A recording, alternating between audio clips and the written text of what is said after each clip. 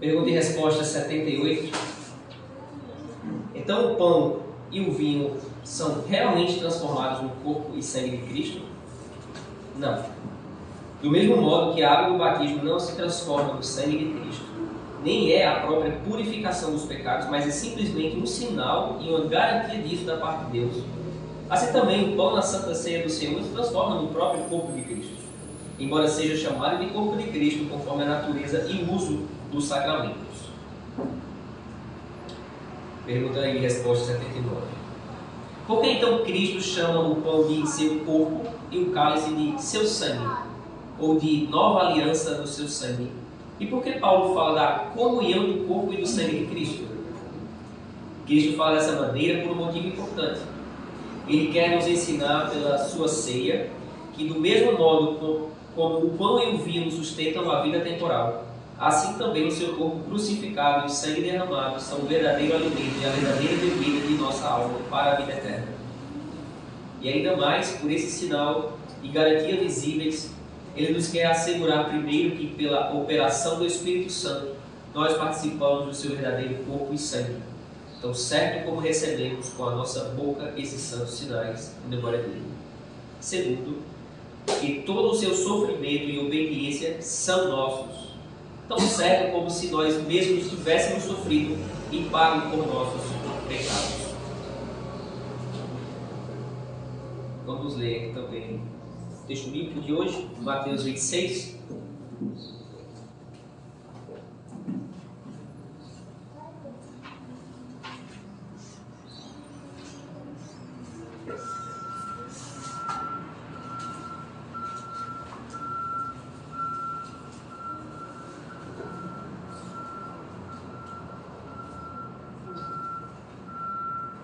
Verso 26 em diante.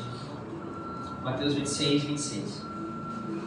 Enquanto comiam, tomou Jesus o pão e, abençoando-o, partiu e deu aos discípulos, dizendo: Tomai, comei, isto é o meu corpo. A seguir tomou um cálice e, tendo dado graças, o deu aos discípulos, dizendo: Bebei dele todos, porque isto é o meu sangue, o sangue da nova aliança, derramado em favor de muitos para a remissão de pecados. E digo-vos que desta hora em diante não beberei deste fruto da videira até que aquele dia em que o hei de beber de novo convosco no reino de meu Pai. E tendo cantado o hino, saíram para o monte das oliveiras. Amém. Até aqui. Vamos orar pela transmissão do Senhor. Senhor Deus, a palavra é tua e é sobre nós que vamos falar e ouvir. Senhor, por favor, nossos corações possam estar atentos e com desejo de aprender mais, ouvir mais sobre o sacramento, sobre o Senhor. Senhor, sabemos que são meios de graça para alimentar nossa alma e nossa fé, para nos direcionar ao que o Senhor fez na cruz. Não são meros símbolos ou memórias apenas, mas são promessas. Senhor, de que do mesmo modo que o pão alimenta nosso corpo, o Senhor mesmo alimenta nossa alma. Do mesmo modo que a uva foi esmagada, o Senhor também foi. São tantas riquezas em um texto assim, tantas coisas podemos aprender. E por isso que pedimos a iluminação do Santo Espírito. O Senhor nos guia todas as coisas, nos ensina todas as coisas que precisamos aprender. Senhor, por favor, que não só aprender, mas também lembrarmos e defendermos aquilo que cremos. Senhor, por favor, nos ajuda. É a nossa oração em nome de Jesus. Amém.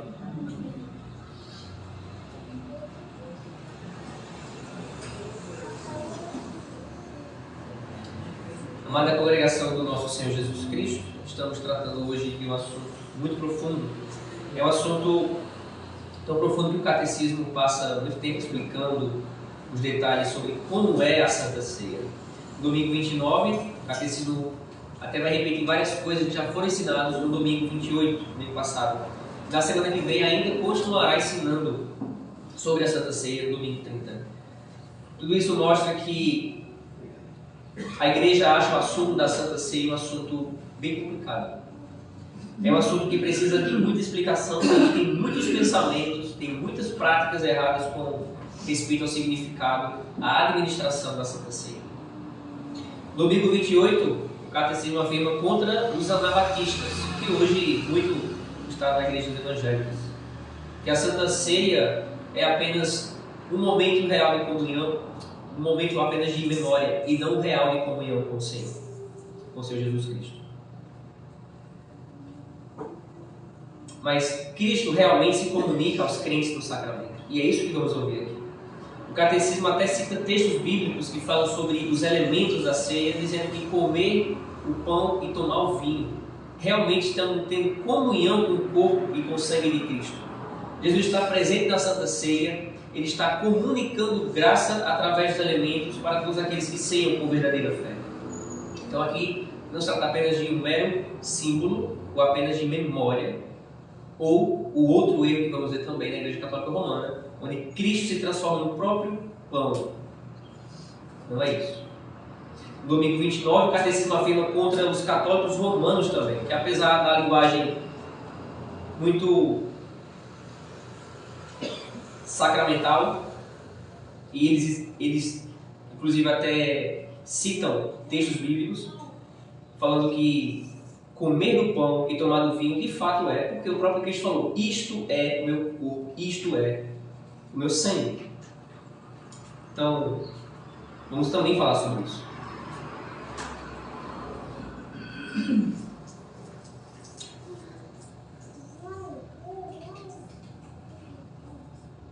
Mesmo assim, os elementos da Santa Ceia nunca se transformam literalmente em pedaços do corpo e do sangue de Cristo.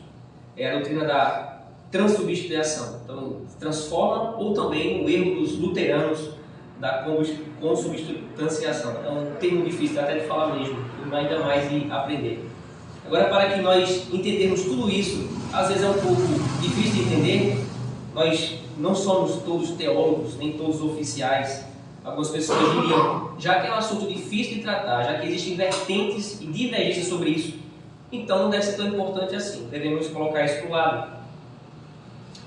Mas nós não devemos esquecer que os domingos do catecismo já não fazem isso. Eles fazem de fato uma diferença para nós vivermos a nossa dia. E quem falar assim, quem quer desprezar o assunto só porque é difícil de entender, está completamente enganado. O correto ensino e a correta administração da Santa Ceia é importante sim para as nossas vidas. Jesus ordenou e instituiu os sacramentos para fortalecer a nossa fé. Então, quando não entendemos corretamente os sacramentos e quando não administramos os sacramentos conforme a Bíblia diz, então não iremos receber este fortalecimento da nossa fé. Quer dizer, com ensino e prática errados quanto à Santa Ceia, a igreja vai ficar com membros que têm uma fé cada vez mais fraca. Às vezes, uma ilustração pode nos ajudar a entender um assunto bem complexo e difícil desse. Então, por isso, vamos tentar explicar um pouco sobre isso, usando uma história, uma parábola. Imagine que 3 homens casados do Nordeste vão para São Paulo, em busca de uma vida melhor para suas famílias. As 3 esposas ficam em casa no Nordeste esperando notícias dos seus maridos. Uma dessas mulheres é católica romana. Outra mulher é um membro de uma igreja que se diz evangélica. E a terceira mulher é membro da igreja reformada. Um dia, todas essas 3 esposas recebem uma carta de seus respectivos maridos. E com a carta, cada marido também envia uma foto dele trabalhando forte, construindo uma nova casa da família lá no sul. E no verso da foto, todos escreveram a mesma coisa: te amo, daqui a pouco eu venho buscar você. A mulher católica romana olha para a foto que ela recebeu, ela toca um pequeno sino e declara: este é o meu marido. Depois de eu tocar o sino, o pedaço de papel deixou de ser pedaço de papel. Se tornou o meu marido, literalmente. Essa foto parece apenas ser um pedaço de papel, mas na verdade, vocês se enganaram. É o meu marido. De fato, corpo e alma está aqui. É o meu marido. Então, daquele momento em diante, a católica romana começa a levar o seu marido, a foto dele, todo canto com ela. E quando vai dormir à noite, ela coloca o seu marido na cama ao seu lado e lhe dá um beijo dizendo: durma bem, meu amor. A mulher que se diz evangélica acha que isso é loucura. Não é possível que alguém ache que é assim. Um pedaço de papel ser tratado como o próprio marido? Absurdo. Quando ela olha a foto do seu esposo, a mulher evangélica não sente nada. Ela não se sente mais perto do seu marido. Ela não se sente mais amor por ele do que já achava antes. Ela não acha que ele está querendo comunicar algo com o envio dessa foto, com o envio dessa carta. Ela diz o seguinte: para mim essa foto é apenas uma lembrança de que eu sou casada, mas disso eu já sei. Não precisava uma foto. Só isso, essa foto é apenas um memorial de que um dia no passado meu marido se casou comigo e agora não está aqui. Ponto final. Nada mais do que isso. Porém, temos a terceira mulher, a mulher reformada. Recebe a foto do seu próprio marido, mas ela já reage de uma forma bastante diferente das primeiras duas mulheres. Ela olha a foto e diz: olha aqui, isso aqui é meu marido. Ela olha o retrato do marido e lembra do dia do casamento. Tem boas lembranças para ela. Lembra de tudo que o marido tem feito por ela. Lembra do sacrifício que ele fez indo para uma cidade distante em busca de uma vida melhor para a família. Também a reformada pensa de todo o trabalho que o marido está fazendo agora mesmo, construindo agora mesmo, não depois, uma nova vida no sul.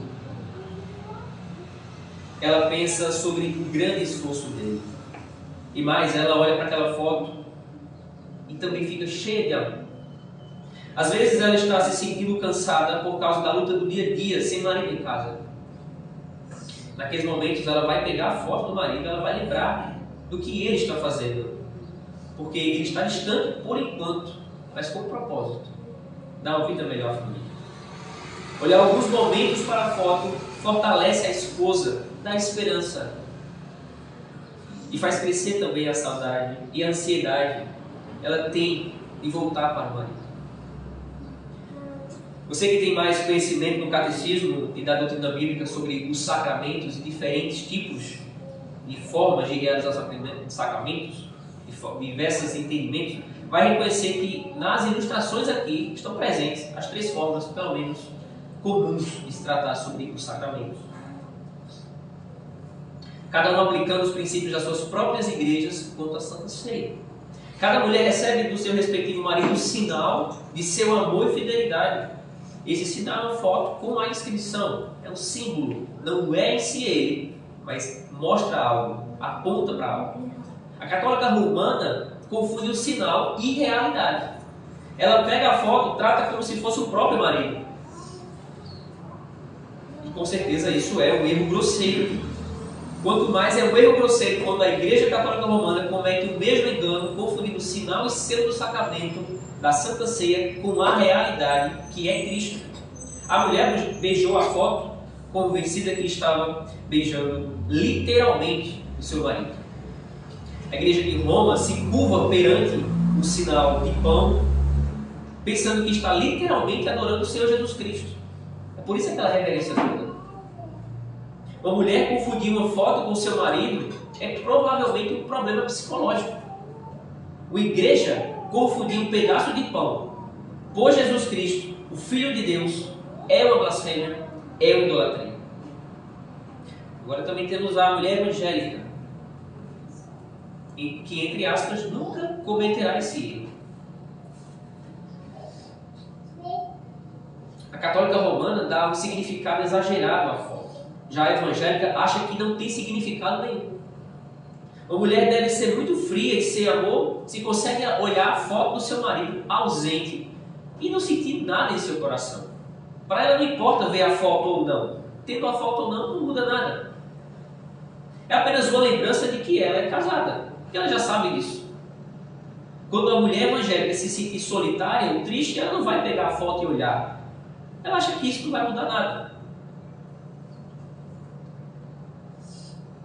Não faz diferença nenhuma para a vida diária dela. E esse é o ponto aqui. O que fazemos aqui, o que faremos domingo que vem, irmãos, deve ter uma diferença na nossa vida diária. Deve ser um consolo para nós. Assim, a grande maioria das igrejas que se dizem evangélicas trata o sacramento da Santa Ceia dessa forma. Não faz nada para eles, não tem significado nenhum. são o que chamamos de memorialistas. Eles apenas se referem à Santa Ceia como uma ordenança, eles não se referem aos sacramentos. Nós reformados entendemos como sacramentos. Os dois instituídos, batismo e Santa Ceia. Eles tratam como ordenanças. Foi ordenado, tem um simbolismo, é para lembrar do Senhor Jesus. Bom, mas isso a Bíblia já fala. Então para que fazer a Santa Ceia? Para eles é um momento vazio, sem significado, porque só serve para lembrar de algo que eles já sabem. É apenas uma lembrança de que Jesus morreu, e isso todo mundo já sabe. Eles falam sobre isso. Então, tanto faz se celebrar a ceia ou não, estar presente ou não, tê-la ou não, pois estamos somente lembrando daquilo que já sabemos. Mulher que não se importa com a foto que o marido mandou para lembrá-la do seu amor e fidelidade, ela talvez esteja com um problema sentimental. Uma igreja que despreza o sacramento que Jesus nos deu para fortalecer a nossa fé. Essa igreja está recusando uma dádiva divina e, portanto, ela está desprezando o próprio Deus. Cristo está querendo comunicar seu amor e sua graça por meio do sacramento. E a igreja que se diz evangélica está dizendo: não, eu não quero. Para mim, isso não significa nada. Uma mulher fiel e normal se alegra em ver uma foto de seu marido. Ela, olhando a foto, vai se sentir mais perto dele. Os dias vão se passar mais rápido. Receber uma foto do marido que está viajando vai fazer crescer o amor, a saudade. Ela vai sentir um abraço através daquela foto. Ela sabe muito bem que a foto não é a mesma coisa de ter um marido presente do seu lado. Não é. Mas a foto serve para ligar marido e esposa, serve para juntá-los, serve para fazer crescer o seu amor e compromissos juntos. Na época do Instagram, na época da selfie, do telefone, nós sabemos isso. Uma simples foto. É como se estivéssemos lá. Olhando a foto que ele mandou, ela se sente mais amada por ele. Ela fica consolada que ele está pensando nela e trabalhando para um melhor futuro para ela e para os filhos. Da mesma forma, as igrejas bíblicas e reformadas entendem muito bem que comer o pão e o vinho na mesa do Senhor não é a mesma coisa de que ter Jesus fisicamente presente em nosso meio. Ao mesmo tempo, as igrejas reformadas entenderam que a Bíblia claramente ensina que o sinal do sacramento não é um sinal vazio. É o sinal pelo qual realmente recebemos a realidade e significado. Veja no catecismo que no final da pergunta e resposta 38 fala sobre a natureza e o uso dos sacramentos. Você se lembra do dia do 25, do seu 25? Onde aprendemos que sacramentos são sinais e selos santos e visíveis. A Bíblia, quando se trata de sacramentos, às vezes ela fala do sinal como se fosse a própria realidade. Ao mesmo tempo, claramente não se confunde sinal com a realidade. E veremos alguns exemplos bíblicos.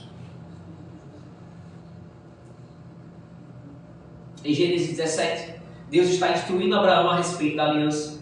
No verso 10, Deus claramente diz que a aliança entre ele e o povo é o seguinte: todo macho será circuncidado. Então a aliança é a circuncisão.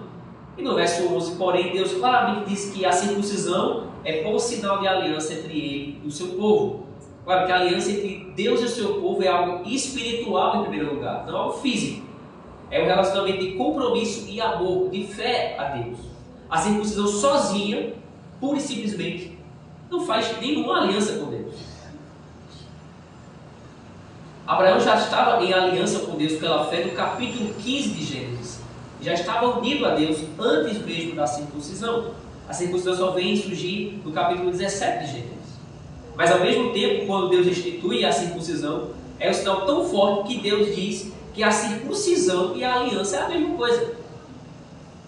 Que a gente chama de linguagem sacramental. A Bíblia trata o sacramento como se fosse a própria coisa em si. Por isso, essa dificuldade de algumas igrejas em discernirem isso. A circuncisão é um sinal e selo santo e visível de que Deus tem um relacionamento de amor e de compromisso com o povo circuncidado. O sinal em si, distante da graça de Deus, não tem significado algum. Veja que muitas pessoas de outras nações na época também eram circuncidadas por outros motivos, naquela época dos hebreus. Mas dentro do relacionamento entre Deus e seu povo, a circuncisão tinha um significado santo, separado. Assim como pão e vinho em qualquer lugar, qualquer um pode comer um pão francês, qualquer um pode tomar um cálice de vinho, mas não está se referindo de fato à união entre Cristo e a igreja e as promessas que Cristo fez e faz para a igreja. O significado tão santo que Deus chega até se referir ao sinal como se fosse a realidade. Por isso ele condenou qualquer que não fosse circuncidado, que este deveria ser cortado do corpo, porque ele quebrou a aliança de Deus. Circuncisão era o sinal de fazer parte da aliança, mas era um sinal tão forte que através desse sinal foi recebida a realidade de pertencer de fato ao povo de Deus. E qual é a realidade? A aliança entre Deus e seu povo. E qual é o sinal? A circuncisão. Mas a Bíblia chama esse sinal de aliança. No verso 13 que lemos, a minha aliança, aliás, no capítulo 17 de Gênesis, a minha aliança estará na vossa carne e será aliança perpétua. Não ter o sinal significava também não ter a realidade. O sinal significa ter posse dessa realidade. Outro exemplo também é em Êxodo capítulo 12, Deus está instruindo o povo quanto à Páscoa. Agora a palavra Páscoa em hebraico literalmente significa passar por cima. Então no verso 11 do capítulo 12, Deus fala que a ovelha que foi morta, cujo sangue tinha que ser colocado ao redor das portas da casa de Israel, era a Páscoa do Senhor. Quer dizer, a ovelha em si é o passar por cima? Esse aspecto sim, é a linguagem sacramental. Depois no verso 13, depois Deus diz, quando ele vê o sangue da ovelha, ele passa por cima das portas. Mais uma vez, a ovelha e o sangue da ovelha são apenas sinais. Nenhum israelita pode dizer que o mero fato de ter o sangue na porta o salvou do juízo de Deus.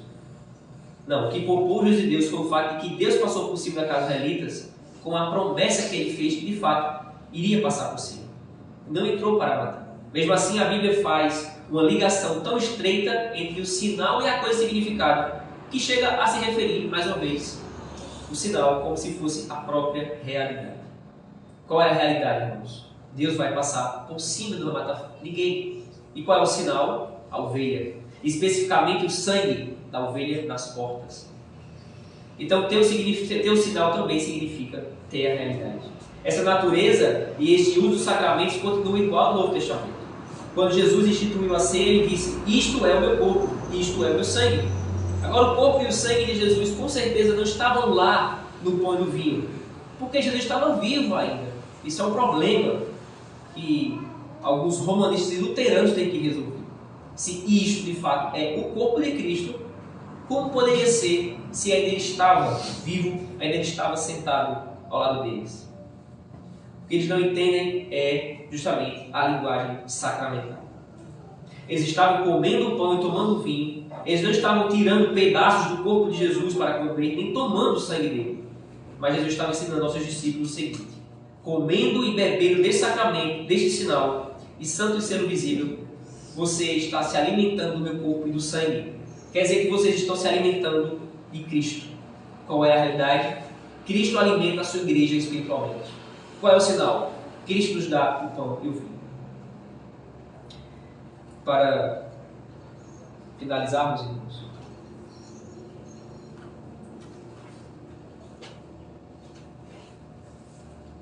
vamos abrir em João, capítulo 6.